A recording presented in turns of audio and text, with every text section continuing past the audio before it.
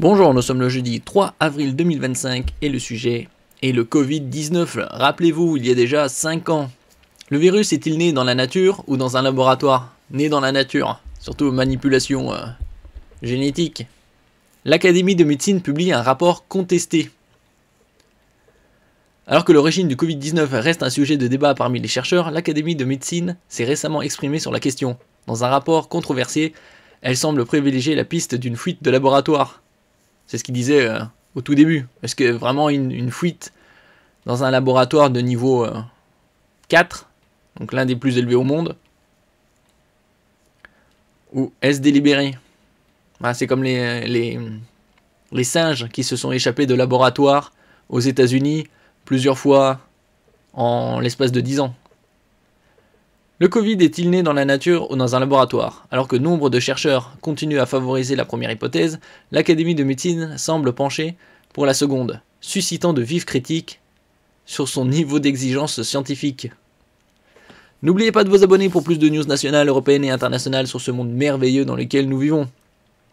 Par la suite, ils ont sorti des picousses pour sauver l'humanité. Des picousses qui coûtaient moins d'1 € l'unité à fabriquer et vendaient ça à 20 €.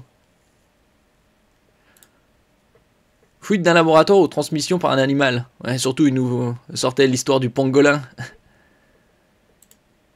Tout laisse à penser que, qu'en l'absence de données, l'on risque de ne jamais connaître l'origine de la pandémie.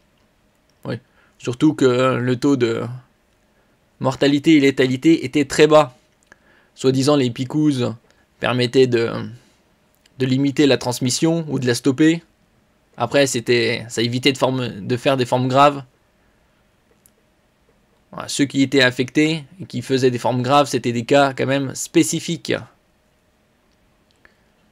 Il parlait au début qu'il fallait vacciner, entre guillemets, 60% de la population.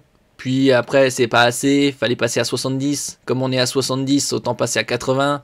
80, on n'est pas loin de 100, autant picouser tout le monde. Conclut l'Académie à l'issue de ce travail d'une vingtaine de pages.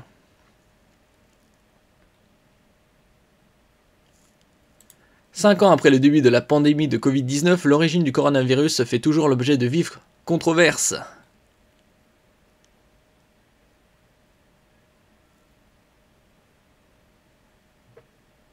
Même s'il est avéré qu'il a émergé dans la région de la ville chinoise de Wuhan. Il y a eu pas mal de politiques français. C'était Buzyn ou son mari qui était à l'inauguration de ce laboratoire. Comme c'est curieux. Deux hypothèses s'affrontent. Une transmission naturelle de l'animal à l'humain, a priori sur le site du marché de Wuhan. Vous savez, ils avaient fait pas mal de films aussi sur des virus qui se transmettaient de l'animal à l'homme sur des marchés ou quelque part en Asie.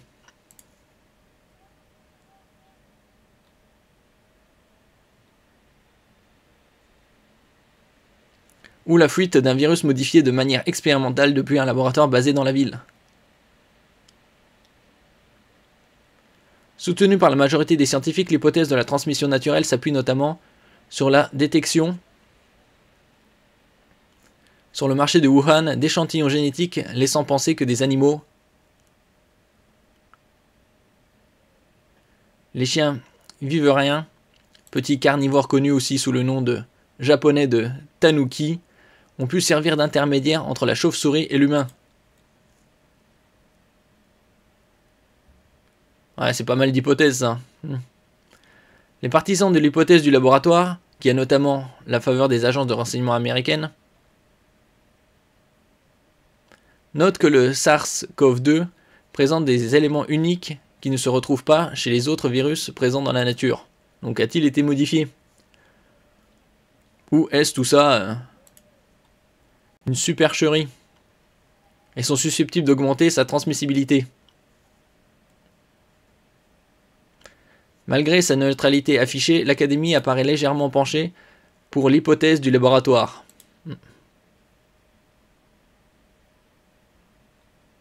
Bien évidemment, ceux qui penchent pour le laboratoire, la manipulation génétique, tout ça sont des complotistes. La jugeance soutenue par un faisceau de faits et d'arguments, des termes qu'elle n'emploie pas à propos de l'émergence naturelle.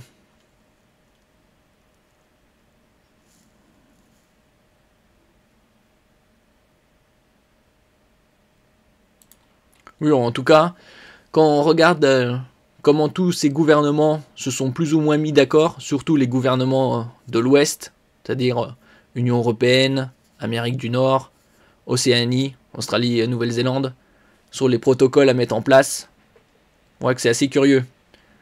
Et tandis que les autres pays du reste du monde utilisaient des protocoles autres, ou refusaient de faire piquer leur population, ils étaient vus comme plus ou moins complotistes ou arriérés.